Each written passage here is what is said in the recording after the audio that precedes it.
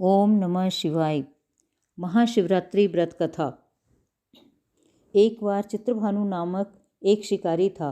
पशुओं की हत्या करके वह अपने कुटुंब को पालता था। वह एक साहूकार का ऋणी था, लेकिन ऋण समय पर ना चुका सकने पर क्रोधित साहूकार ने उसको शिव मठ में बंदी बना लिया। संयोग से उस दिन शिवरात्रि थी।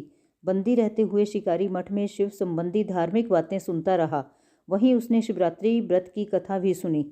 संध्या होने पर साहूकार ने उसे बुलाया और ऋण चुकाने के लिए पूछा, तो शिकारी अगले दिन सारा ऋण लौटा देने का वचन दिया।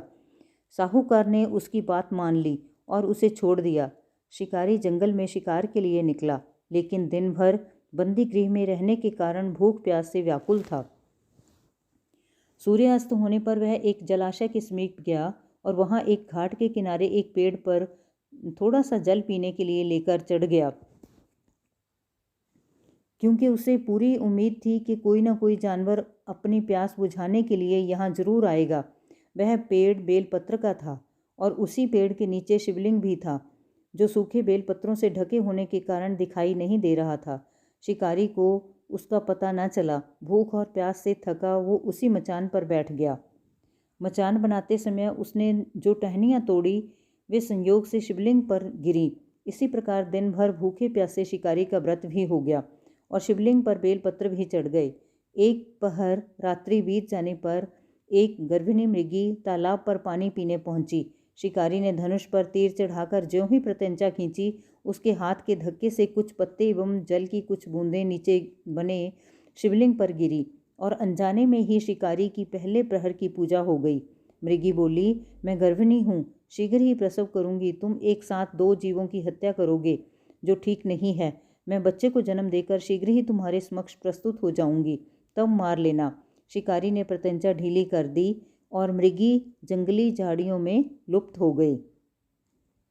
कुछ ही देर बाद एक और मृगी उधर से निकली। शिकारी की प्रसन्नता का ठिकाना ना रहा। समीप आने पर उसने धनुष पर बाण चढ़ाया। कुछ बेलपत्र नीचे शिवलिंग पर जा गिरे और अनायास ही शिकारी की दूसरे प्रहर की पूजा भी हो गई। तब उसे देख मृगी ने विनम्रतापूर्वक निवेदन किया कि मैं थोड़ी देर पहले ऋतु से निवृत्त हुई हूँ, कामातुर विरहिणी हूँ। अपने प्रिय की खोज में भटक रही हूँ। मैं अपने पति से मिलकर शीघ्र ही तुम्हारे पास आ जाऊंगी। शिकारी ने उसे भी जाने दिया। 2 बार शिकार को खोकर वह चिंता में पड़ गया। रात्रि का आखिरी पहर बीत रहा था। तभी एक अन्य मृगी अपने बच्चों के साथ उधर से निकली। शिकारी धनुष पर तीर चढ़ाकर छोड़ने ही वाला था कि मृगी बोली, मैं इन बच्चों को इनके पिता के हवाले करके लौट आऊंगी, इस समय मुझे मत मारो। शिकारी हंसा और बोला, सामने आए शिकार को छोड़ दूं? मैं ऐसा मूर्ख नहीं। इससे पहले मैं 2 बार अपना शिकार खो चुका हूँ। मेरे बच्चे भूख प्यास से तड़प रहे होंगे। उत्तर में मृगी ने फिर कहा, जैसे तुम्हें अपने बच्चों की ममता सता रही है, ठीक वैसे ही मुझे भी इनकी फिक्र है। इसलिए सिर्फ बच्चों के नाम पर मैं थोड़ी देर के लिए जीवन दान मांग रही हूँ। मेरा विश्वास करो, मैं इन्हें इनके पिता के पास छोड़कर तुरंत लौटने की प्रतिज्ञा करती हूँ। मृगी का दीन स्वर सुनकर शिकारी को उस पर दया आ गई। उसने उस मृगी को भी जाने दिया।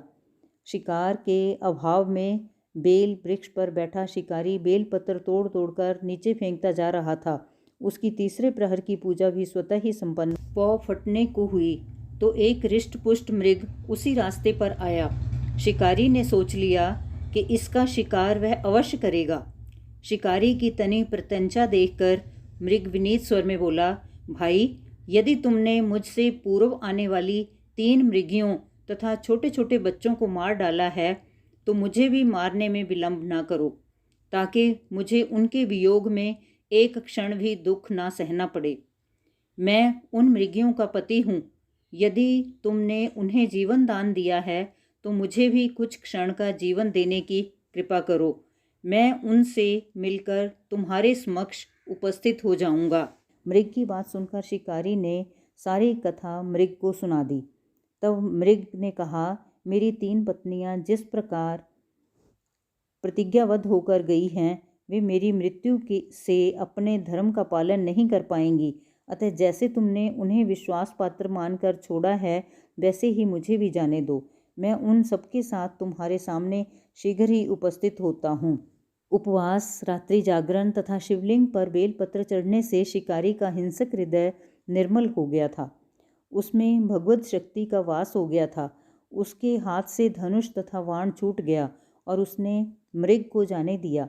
थोड़ी ही देर बाद वह मृग सपरिवार शिकारी के समक्ष उपस्थित हो गया ताकि वह उनका शिकार कर सके, किंतु जंगली पशुओं की ऐसी सत्यता, सात्विकता एवं सामूहिक प्रेम भावना देखकर शिकारी को बड़ी ग्लानि हुई।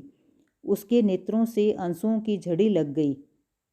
उस मृग परिवार को ना मारकर शिकारी ने अपने कठोर हृदय को जीव हिंसा से हटा सदा के लिए कोमल एवं दयालु बना लिया। देवलोक से समस्त देव समाज भी इस घटना को देख रहे थे। उसके ऐसा करने पर भगवान शंकर ने प्रसन्न होकर तत्काल उसे अपने दिव्य स्वरूप का दर्शन करवाया तथा उसे सुख समृद्धि का वरदान देकर गुह नाम प्रदान किया। यह वही गुह था जिसके साथ भगवान श्री राम ने मित्रता की थी। ओम नमः शिवाय।